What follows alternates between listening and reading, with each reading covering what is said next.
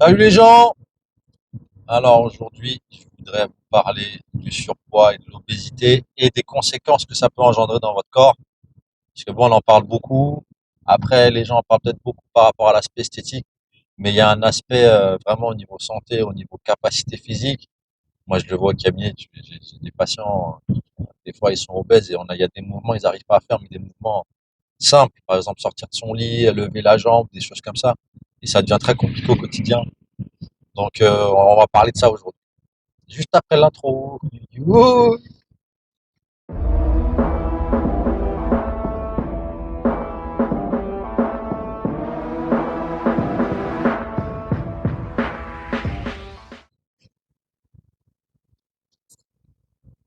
Bon, sur l'obésité. Alors déjà, on va parler tout de suite de l'IMC parce que c'est un truc. L'IMC, si vous ne savez pas, c'est l'indice de masse corporelle. En gros, c'est un calcul. En gros, on prend votre poids, on divise par votre taille au carré. Il me semble que c'est ça, ouais. Et ça vous donne un indice. Ça vous donne un nombre. Quand vous êtes au-dessus de 25, vous êtes en surpoids. Quand vous êtes en dessous, vous n'êtes pas en surpoids. Après, quand vous êtes au-dessus, je sais plus, 30, 35, vous êtes en obésité, etc. Alors, déjà, cet indice l'IMC, il est valable uniquement si vous êtes une personne, vous faites pas d'activité physique et sportive, mais vraiment sédentaire de chez sédentaire. Là, ok, ça peut donner une idée que si vous êtes en surpoids ou pas en surpoids.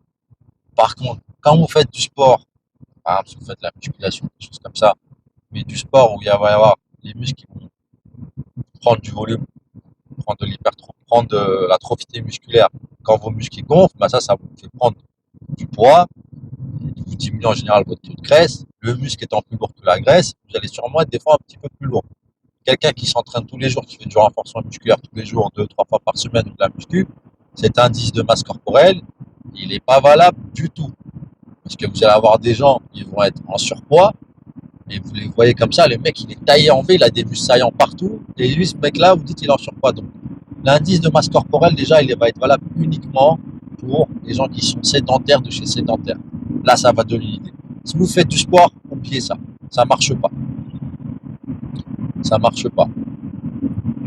Là, je vous donne un exemple, hein. Je vais prendre le mien. Moi je crois que je suis en surpoids. Si je regarde l'indice de masse corporelle, je suis en surpoids. Pourtant je suis pas très épais. Voilà. Tu me vois, tu dis que je suis en surpoids. Comme ça visuellement, je pense qu'il va avoir, il va douter. Donc pour les sportifs, ça marche pas, tout simplement. Ensuite, au niveau du surpoids et de l'obésité, très souvent, ça va impacter aussi bien l'aspect psychologique, mais aussi l'aspect physique. Il y a des gens, quand ils sont obèses, il y a plein de choses qu'ils n'arrivent pas à faire. Genre, des fois, s'habiller, c'est compliqué. Se laver, même des fois, aller aux toilettes. C'est tout con, hein, mais se torcher le cul, par exemple. Des fois, il y a des gens, tellement ils sont obèses, ils vont pas réussir à faire ça. Donc, il y a un aspect vraiment qui est très délétère au niveau fonction dans le corps. Ce que vous êtes capable de faire naturellement va devenir très, très compliqué. En plus de ça, vous allez avoir besoin de beaucoup plus d'énergie pour vous déplacer, vous mouvoir. Donc, qui dit plus d'énergie, c'est-à-dire que vous allez avoir besoin d'un apport nutritionnel plus important. Et c'est le cercle vicieux. Plus vous êtes lourd, plus il y a besoin d'énergie pour vous déplacer, et donc plus vous mangez, entre guillemets. Donc il y a ça, et vraiment c'est un fléau, d'autant plus que franchement on est dans une société actuellement où les gens sont de plus en plus feignants. Alors, pas de plus en plus feignants, mais de plus en plus assistés. De ton téléphone, tu es là, tu peux commander la bouffe qui arrive chez toi, directement par exemple. Les gens, moins, ils bougent de moins en moins, je sais pas s'ils mangent de plus en plus, mais il y a de plus en plus de malbouffe. Et franchement, c'est assez facile de commander de la merde, de manger de la merde toute la journée. Déjà, quand tu vois le prix des courses et le prix, par exemple, d'aller chercher un kebab, tu te dis, bah, vas-y, je vais aller chercher mon kebab. Ça va me coûter moins d'argent, ça se trouve, moins de temps, et surtout, j'aurais pas de vaisselle à faire et pas de cuisine à faire. Et après, on tombe dans une spirale infernale et on s'arrête pas, on continue de manger, on bouge de moins en moins, et voilà. Donc, les amis, s'il vous plaît, faites du sport, essayez de bouger au maximum, essayez de contrôler la nourriture, de pas manger trop n'importe quoi, ça c'est ce qu'on dit tout le temps, et essayez de pas manger et de grignoter en fait. Après, si vraiment vous avez du mal, parce qu'on se rend pas compte, hein, on se rend pas compte de la quantité de choses qu'on ingurgite, les calories et tout. Voilà. Moi, mon conseil, vous prenez une semaine et vous notez tout ce que vous mangez, vous pesez tout ce que vous mangez, tout ça, et vous comptez les calories que vous allez ingurgiter. Vous allez voir, ça monte vite, hein. Ça monte vite. Je crois un pain au chocolat, c'est 400, dans les 400 calories.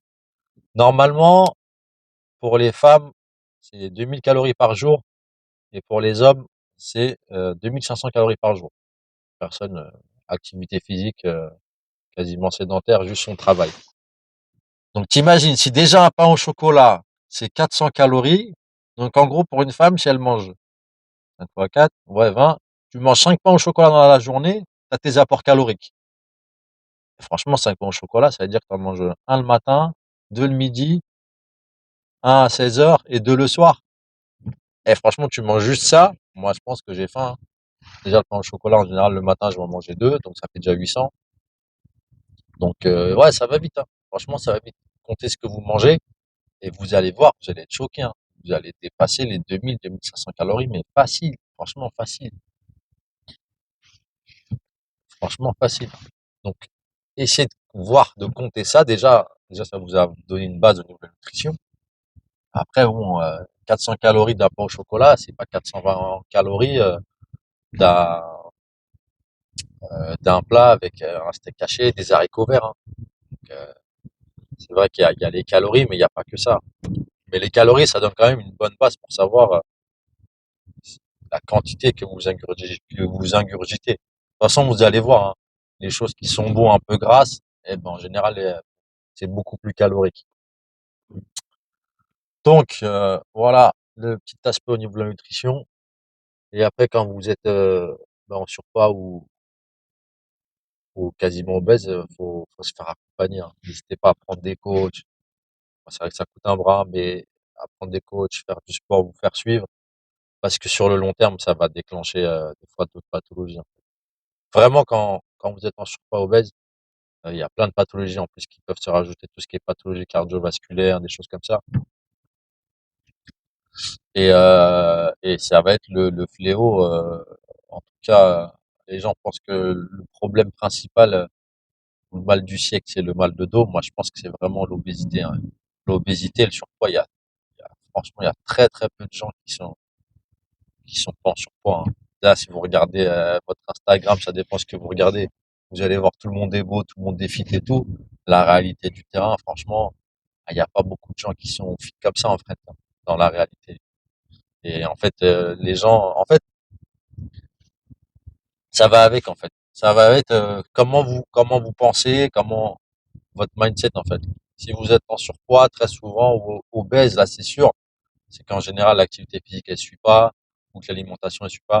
Après des fois, il y a des facteurs hormonaux, surtout un peu chez les femmes, qui font que perdre du poids c'est compliqué et bien s'alimenter, ben il y a des gens qui vont prendre 2000 calories et qui vont prendre du poids parce que hormonalement il y a des choses qui vont pas. Donc c'est pour ça qu'il faut des fois se faire accompagner, faire un super hormonal si pardon. Aïe, aïe, aïe. Qu'est-ce qu'il fait froid? Ouais, donc faut se faire accompagner, faut se faire suivre, mais voilà, ça prend du temps, hein. Ça prend du temps et puis surtout, quand vous avez pris du poids, et vous n'avez pas pris vos 10, 15, 20 kilos en 2 jours, hein. C'est petit à petit, vous avez pris, je sais pas, 100 grammes par jour, quelque chose comme ça, et au bout de 3 mois, vous avez pris peut-être 10, 15 kilos. Donc, quand c'est comme ça, dites-vous que pour reperdre tes 10, 15 kilos, il va falloir à peu près autant de temps. C'est dur à entendre, mais si tu as mis 6 mois à prendre 15 kilos, te dis pas que tu vas les perdre en un mois, tu vois. Parce que c'est sûr que tu vas tellement te restreindre que, en fait, tu vas les reprendre et tu vas faire ce qu'on appelle l'effet yo-yo et tu vas jamais t'en sortir. Donc, ce qu'il faut, c'est avoir une discipline, pas de faire, mais voilà, être assez discipliné pour savoir, ouais, bah, de temps en temps, j'ai le droit de manger, m'éclater un peu, on va dire, et des fois, bah, faut serrer un peu la ceinture. Mais bon, moi, ce que je dis globalement, si vous faites ce qu'on appelle des cheat meals une fois par semaine et que vous voulez perdre du poids, en fait, vous allez avoir beaucoup de mal parce que moi, je trouve que quand vous faites un cheat meal par semaine, ben, en gros, vous perdez toute la semaine. J'exagère un peu, hein, ça dépend de l'activité physique que vous faites, etc. Mais en gros, faut se faire plaisir, mais si vraiment vous voulez perdre du poids, faut se restreindre un petit peu et en gros, réapprendre à manger, réapprendre à bouger, faut tout réapprendre. Et après, il y a peut-être des fois des facteurs un peu psychosomatiques qui rentrent en jeu. Pourquoi vous avez pris du poids à tel moment? Est-ce qu'il y a eu un événement déclencheur, un décès, une rupture, des choses comme ça? Donc c'est pour ça que se faire accompagner, même au niveau psychosomatique, c'est très intéressant. Voilà, voilà. Donc l'obésité, c'est pas du tout à prendre à la légère. En plus, quand vraiment vous avez des difficultés à vous mouvoir, bah, des fois socialement, ouais, on vous propose des activités, vous pouvez pas les faire parce que vous vous sentez pas prêt, vous avez peur de décevoir. Donc, c'est vraiment un gros, gros problème. Donc, ne négligez pas le surpoids parce qu'après, ça va vite. Hein. Tomber dans l'obésité, ça va vite. Ça peut aller vite. Voilà. Bon, j'espère que vous avez aimé. Si ça vous a plu, un petit like, un petit commentaire comme d'habitude. S'il y en a qui sont passés par là et qui ont réussi à retrouver un bon poids, des choses comme ça, sans opération, hein, parce que la sleeve, c'est bien, mais déjà, en général, ça fait beaucoup de temps avant d'en arriver là, parce qu'il y a tout un suivi psychologique aussi derrière.